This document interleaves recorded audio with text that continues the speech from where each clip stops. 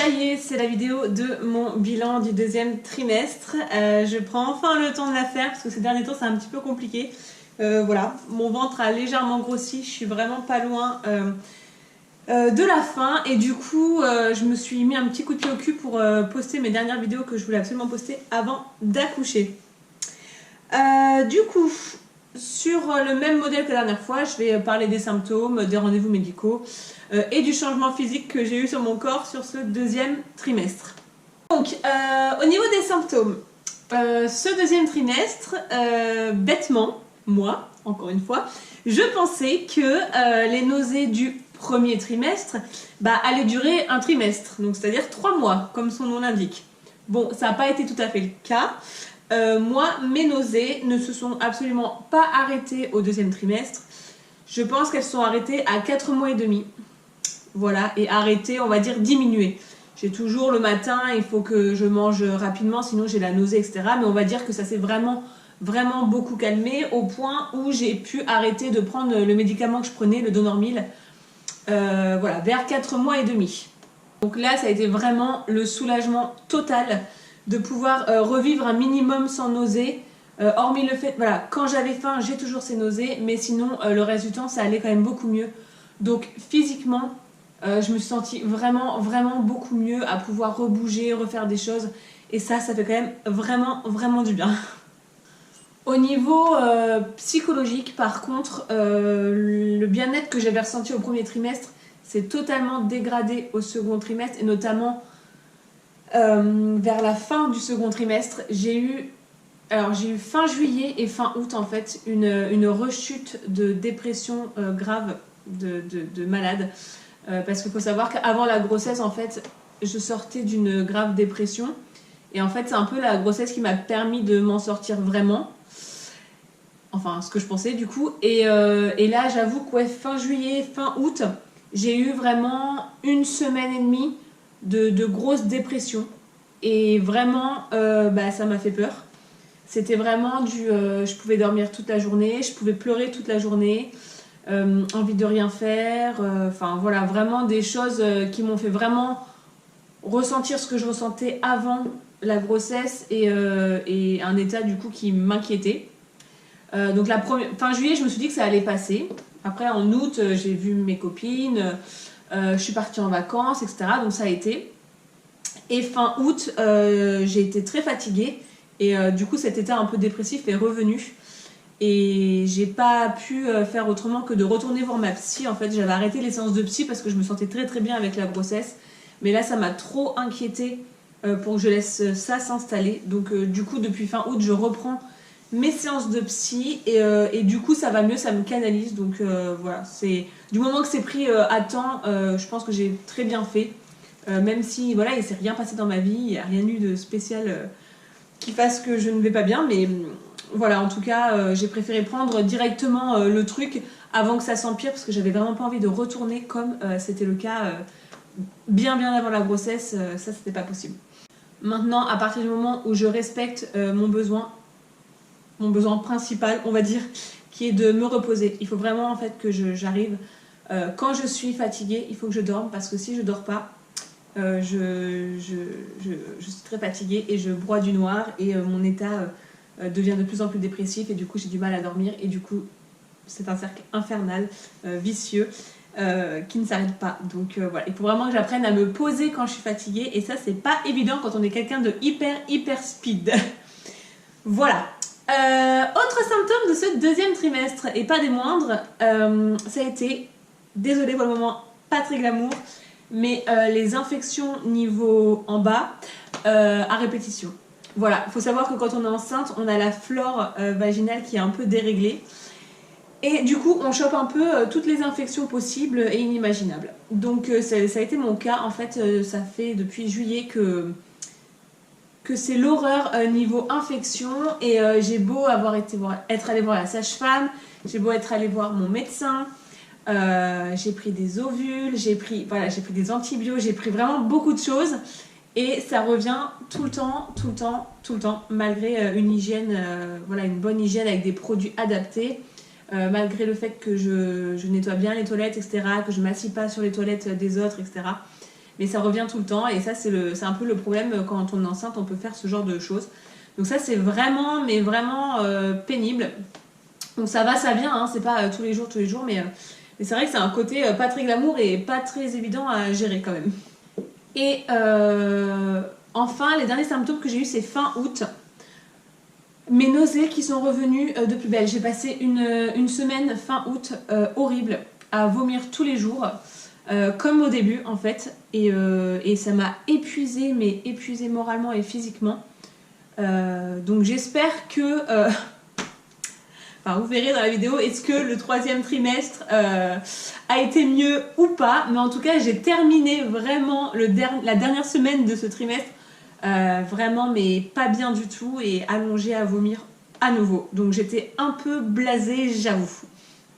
Au niveau de mon corps, ce qui a changé dans ce 2e trimestre, c'est déjà mon ventre qui a vraiment, vraiment beaucoup grossi. C'est la période vraiment où j'ai pris du poids. Et où tout s'est élargi, mes hanches se sont élargies encore plus, j'ai pris du poids dans les cuisses et mon ventre, là je suis au 3e trimestre, mais mon ventre avait quand même déjà un peu grossi. Et pendant ce 2e trimestre, alors pas pendant ce 2e trimestre, mais j'avais pris un petit peu de poids au premier, mais à la fin de ce 2e trimestre, j'avais pris 10 kilos.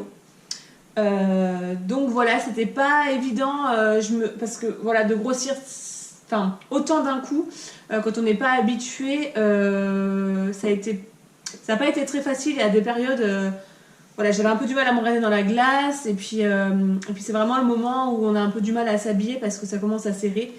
Voilà, même si on sait qu'on est enceinte et que j'adore mon ventre enceinte, il n'y a pas de problème, et que je sais que je ne suis pas très grosse, mais quand même c'était compliqué des fois de se regarder dans la glace à certaines parties du corps.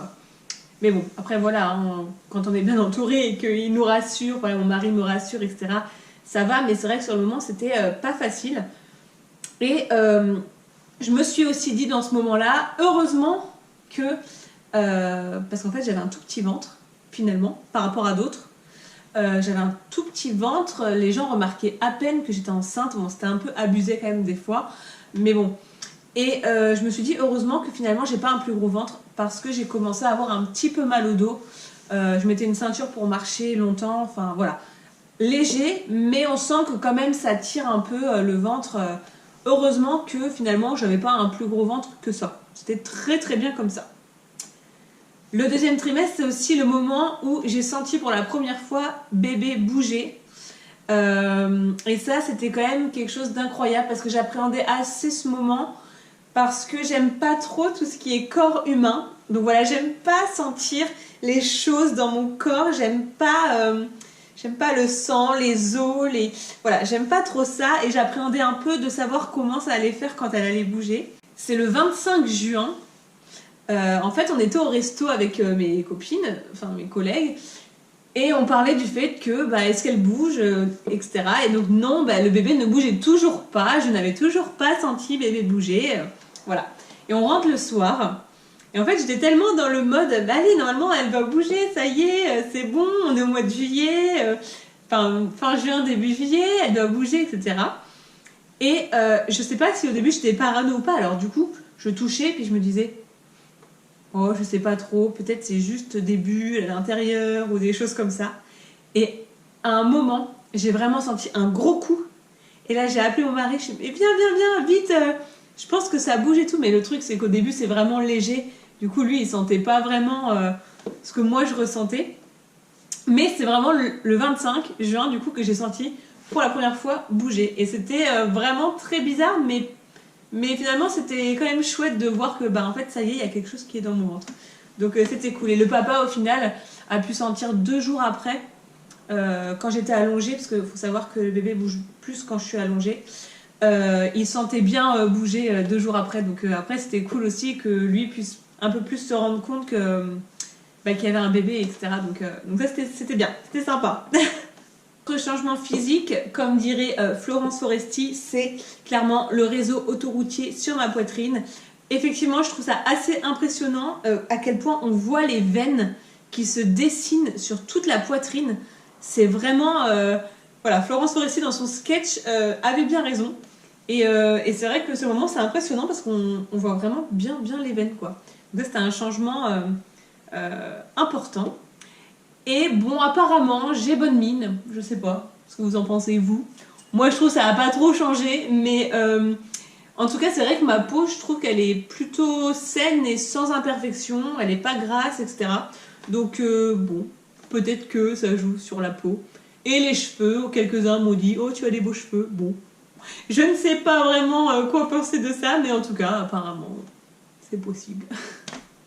Alors, au niveau des rendez-vous, on a toujours tous les mois le rendez-vous mensuel avec la sage-femme et le contrôle toxoplasmose avec la prise de sang. Voilà, si vous n'êtes pas immunisé, ça continue jusqu'à la fin, tous les mois. Prise de sang pour voir si on a la toxoplasmose et rendez-vous sage-femme où on vérifie que le cœur du bébé va bien, etc., etc.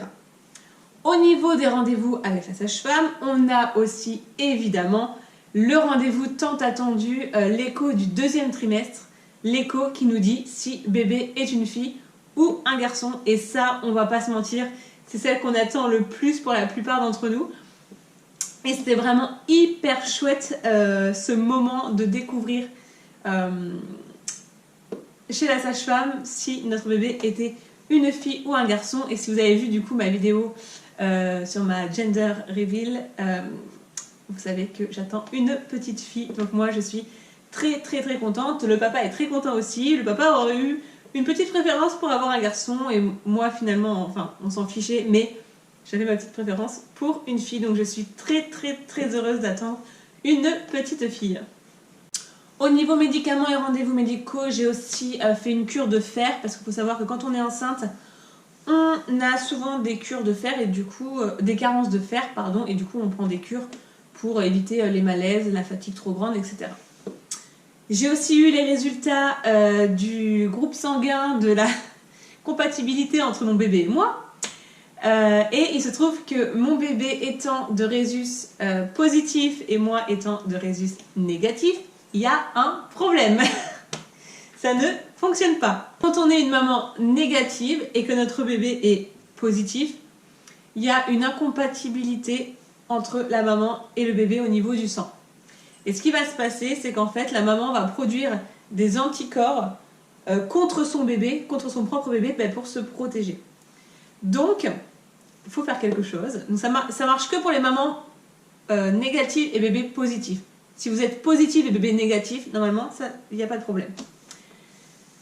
Du coup, ce qu'on fait dans ces cas-là, c'est qu'on va nous injecter un médicament à base de plasma humain qui s'appelle le Rofilac. Donc c'est juste une piqûre en fait dans les fesses et ça va permettre de détruire l'antigène D, je crois, ou c'est quelque chose comme ça, enfin le truc qui va être contre notre bébé. Et on a aussi cette piqûre après l'accouchement. Donc voilà, ça fait vraiment pas mal. Moi je l'ai fait, ce qui a été le plus galère, c'est qu'en fait ma sage-femme m'avait dit, c'est une infirmière libérale qui vient le faire, mais les infirmières libérales n'ont plus le droit maintenant de le faire, donc personne ne voulait venir. Elles m'ont dit, mon médecin peut le faire, ma médecin n'a pas voulu non plus, donc finalement c'est la sage-femme qui l'a fait. Donc ça prend 2 secondes, c'est la piqûre dans les fesses en mode soldat américain, en mode fléchette, je vous jure, j'étais là, ah ouais, carrément quand même, comme ça quoi. Mais ça fait pas mal et ça va vite. Donc bon, plutôt cool finalement. Le deuxième trimestre, c'est donc le moment un peu plus serein dans la grossesse niveau état physique, je dirais.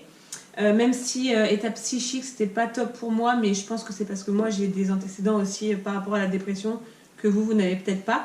Mais voilà, en tout cas, on se sent mieux, on se sent plus reposé et moins affaibli, en tout cas dans mon cas.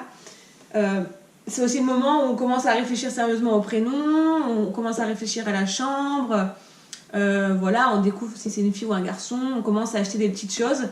Donc c'est quand même quelque chose plutôt sympa, ça rapproche avec le papa aussi, parce que le premier trimestre, vu qu'on est vachement malade, c'est pas non plus le top. Et voilà, et ça fait du bien un peu au moral de se projeter concrètement, quoi, d'avoir passé cette barrière des 3 mois et de se projeter.